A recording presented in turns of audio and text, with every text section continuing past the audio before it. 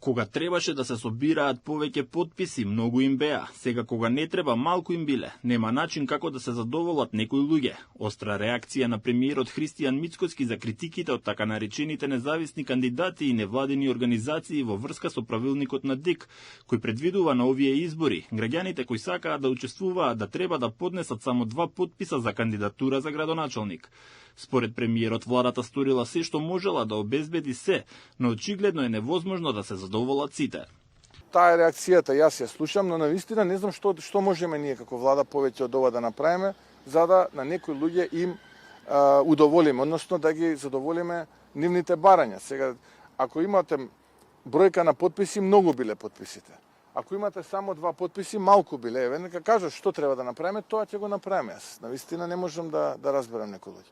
Реакцијата на Мицкоски следи откако повеќето граѓански организации и невладини здруженија реагираа на одлуката за 2 потписа, обвинувајќи дека на ваков начин ќе се создаде хаос на изборите и дека многумина сега може да го злоупотребат процесот. Но вистинскиот проблем на овие организации е што со нискиот праг за учество на изборите ќе има повеќе кандидати, а со тоа би дошло до своевидно разводнување на неопределените гласачи. Проблем што нема толку да влијае на партиите. Сепак, според премиерот, владата не е виновна за ова.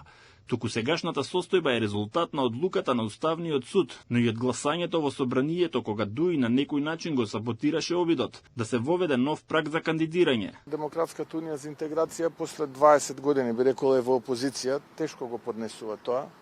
Очигледно дека во рамките на нивната структура имаат големи проблеми.